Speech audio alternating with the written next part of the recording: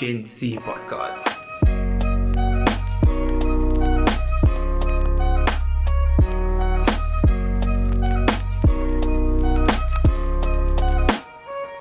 Welcome to the Gen C podcast. I'm your host, Tami Jackson, and today we have Tami Jackson. Welcome to the pod, Tami. Thank you for having me. Honored to be here. So for those that do not know, who is Tami Jackson? So Tami Jackson is a 24-year-old from Matroosfontein.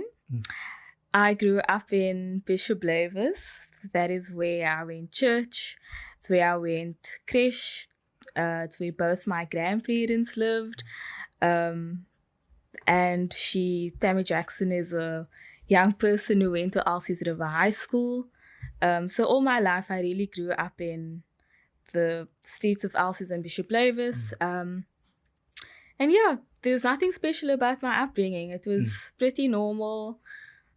Single mother, trying to do her best in life to make sure that her children always had clothes on their backs and a warm meal on the table. Yeah, it was a pretty ordinary upbringing, but Tami Jackson right now is a city councillor and And we'll get into a part-time that. student and just trying to live out her conviction of being an everyday South African. Amazing. So then that you mentioned the ward councillor aspect. So you went into politics as a career choice. But what actually drove you towards doing politics itself? So what actually drove me to find an interest in politics was when I joined UCT back in 2016. And at the time, Fees Must Fall was reaching its peak.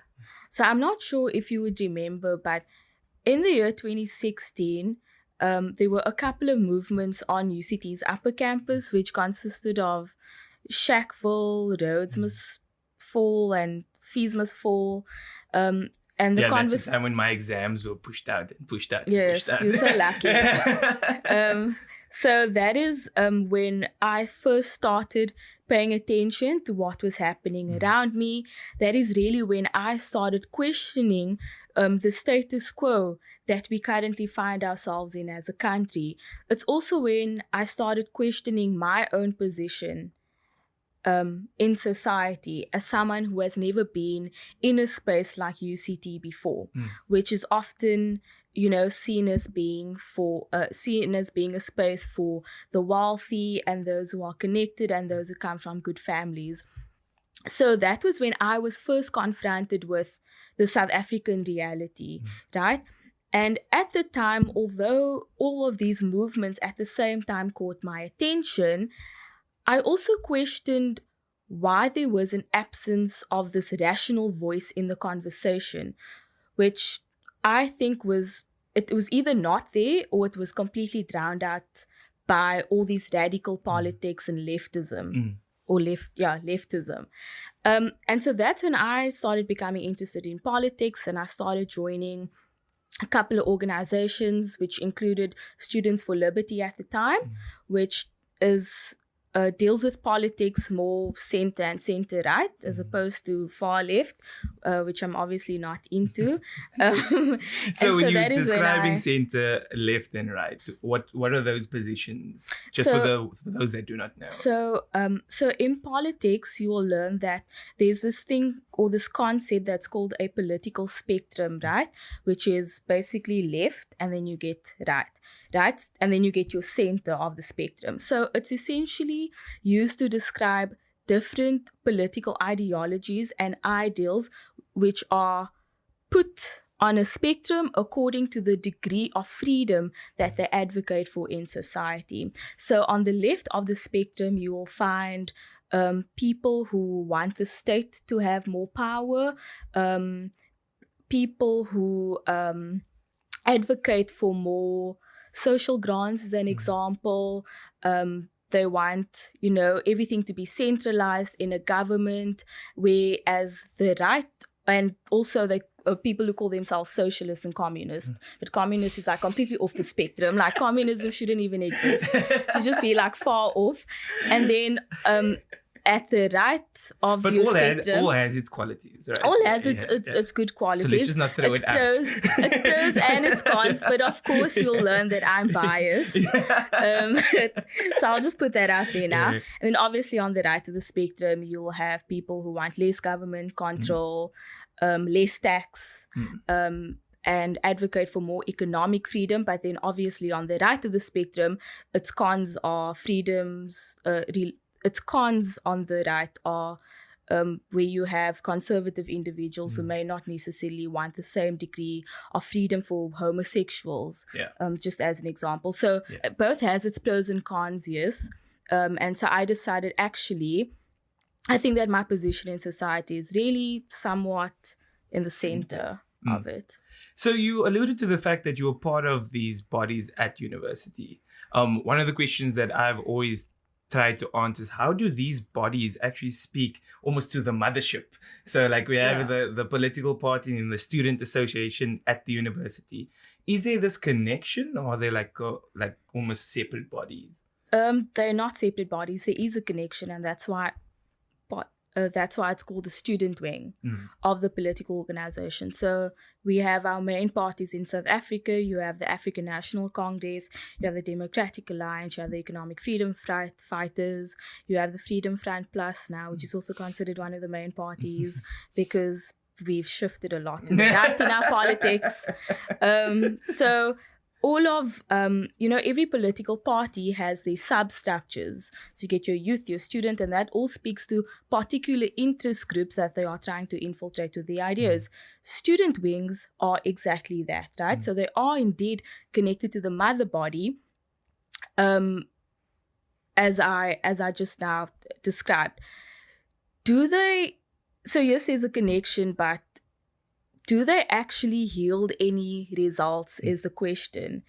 In my experiences, I found that they don't actually yield any real results, because student politics sometimes, so there's two things that they tend to focus on.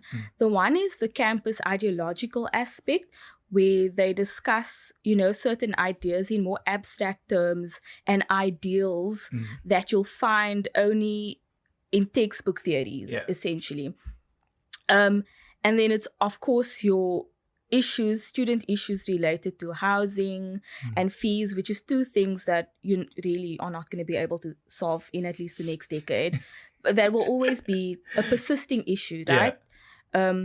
So as much as both focuses are important, I find that it hasn't really translated into results for political parties themselves. So you can have the EFF student wing, for example, winning nearly every SRC election in the country, but does it actually translate to the EFF governing a single municipality or province? No, it doesn't. They barely have won any seats. And then, of course, you get SASCO or the ANC Youth League, for example, who is the student wing of the ANC. Has that translated to any support for the mother body? No. And then you get other student organizations who are not as popular as the two formers that I just mentioned, who aren't actually able to make any inroads into the mother body. So as much as they exist on campus for a particular purpose of driving student issues, none of it has really made any inroads into the actual political discourse of our country's politics generally. So they exist, but they don't really exist. So that's basically what I kind of experienced, was this like disconnect between the student advocates at university and what they were fighting for versus the actual political party. Even though they were a wing of it, it just seemed like their views were a lot more dynamic, if I could say that, versus what the bigger party was trying to portray to South Africa. So that's why I asked if there is actually that, can you voice your opinion in that space?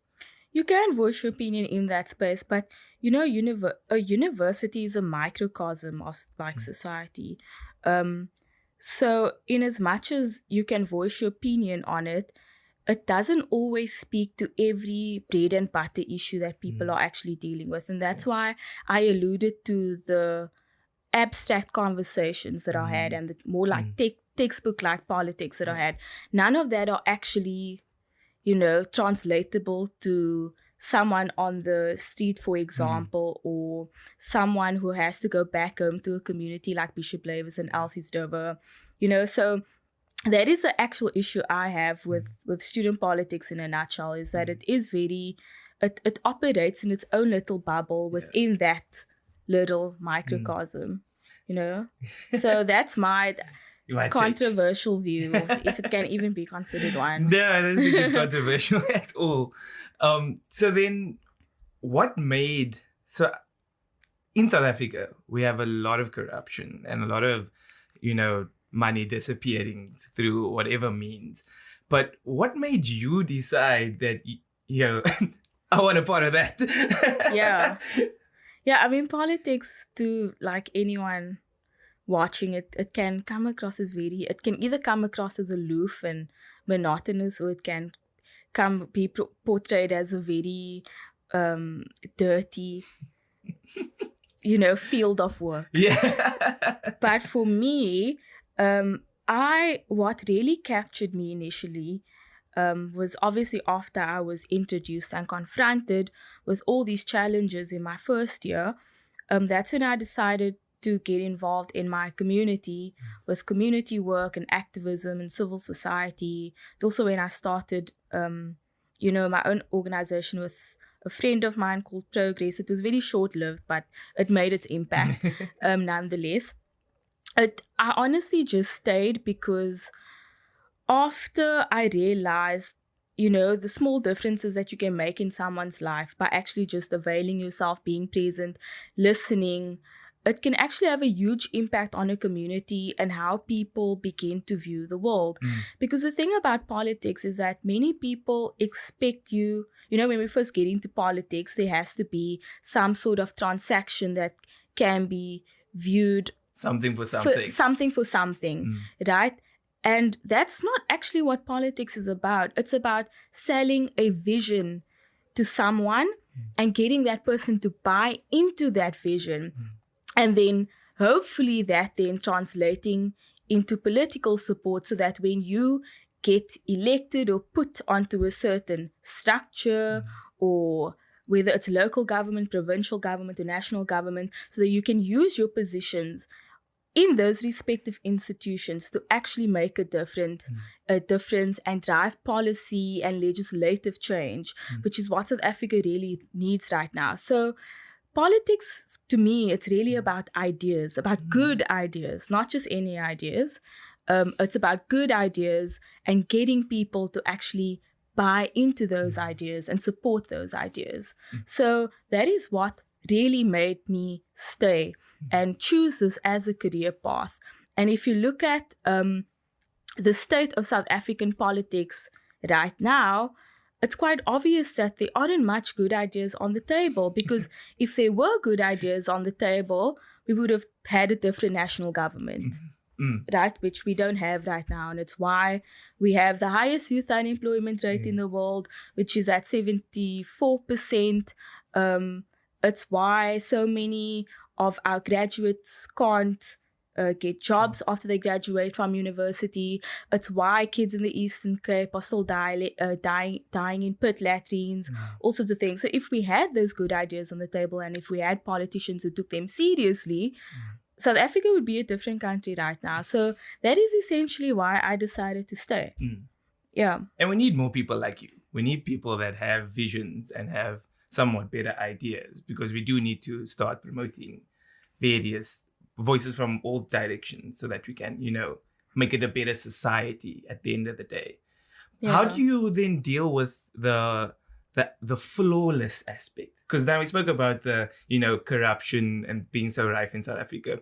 But with that, there's almost like this idea that a politician can't have any scars.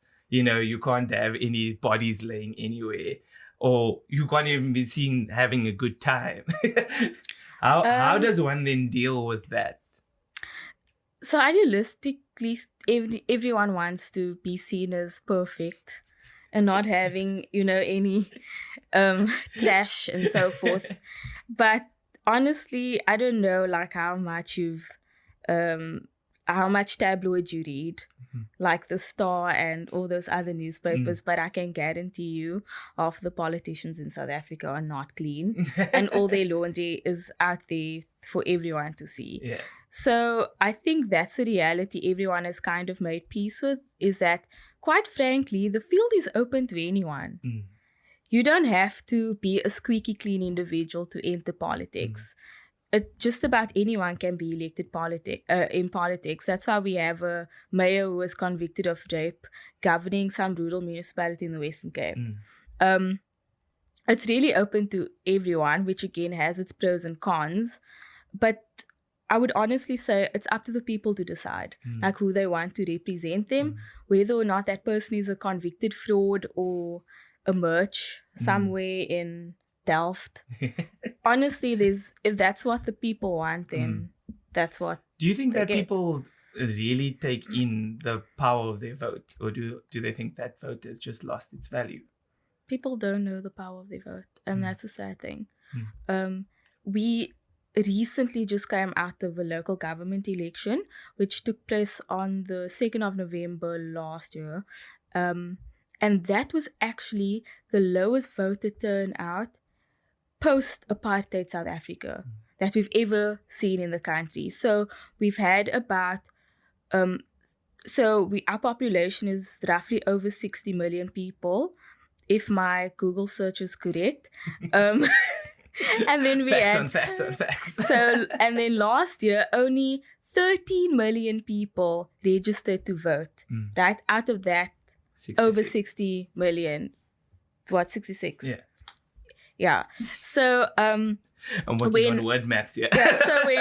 So when the IEC was asked about what was the turnout at 5:00 on that day of election, they did not want to admit to the media that it was actually lower than 8 million. So out of that 60-something million South Africans, it was only about 8 million or slightly more people who decided to actually come out and vote.